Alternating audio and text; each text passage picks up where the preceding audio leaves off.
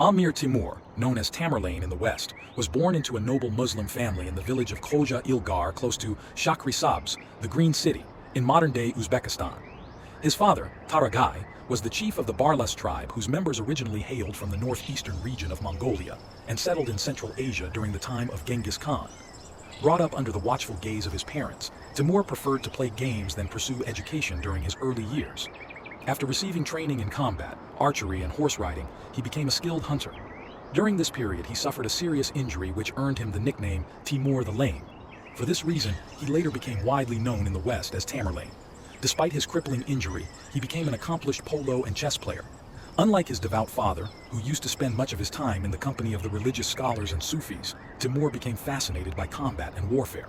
After the death of Genghis Khan in 1227, the Mongol Empire began to disintegrate rapidly.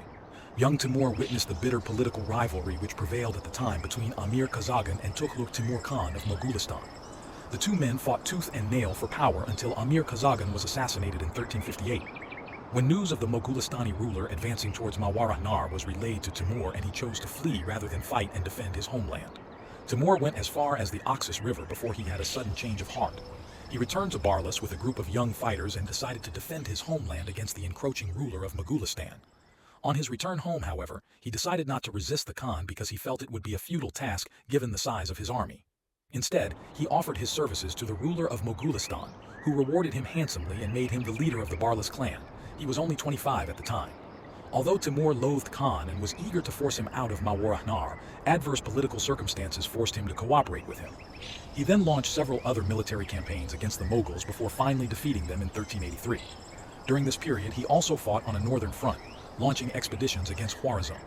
As a beautiful and fertile territory, Khwarezm was renowned for its fruits and agricultural produce, and had previously captured the imagination of Ibn Battuta. With Mawarahnar and Khwarezm now firmly under his control, in 1379 Timur turned his attention towards the Kart dynasty and marched into the historic city of Herat without any opposition. He then pushed on towards Mazandaran and captured this territory in 1382. This was followed by the annexation of Tabriz, the capital of Azerbaijan. Almost unstoppable, he was now on a rampage. In 1387, he reached Tbilisi, the capital of Georgia, and ransacked the entire city. After subduing Azerbaijan, Georgia, and Armenia, his forces marched towards Asia Minor at a lightning speed and captured the historic cities of Isfahan and Shiraz. By 1385, Timur had carved out a huge empire which extended from Samarkand at one end to Georgia at the other. Later, in 1398, Timur marched into India and subjugated Delhi, leaving behind only a pile of dust and rubble. He then captured Aleppo and Damascus in 1400 and 1401, but his greatest victory was yet to come. In 1402, he took on the might of the Ottoman Empire and inflicted a humiliating defeat on the forces of Sultan Bayezid at the Battle of Ankara. Timur's victory over them sent shock waves around the world. Ironically, it took one emerging Muslim power to inflict defeat on another great Islamic superpower. Timur's resounding victory over his Ottoman rival severely undermined their military power and strength, much to the delight of the Europeans. Thereafter, Timur set out for his final military campaign, in 1405, against the Ming Emperor of China, but on his arrival in Otrar, he died of fever at the age of 69. Towards the end of his life, he liked to sit in the company of the religious scholars and Sufis, although it is not clear how he managed to reconcile his Islam with his personal thirst for combat and warfare.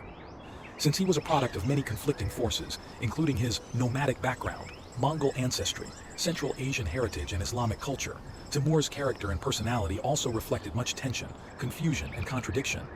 He lies buried in the Gur-e Amir Mausoleum complex in Samarkand, today located in the Central Asian country of Uzbekistan.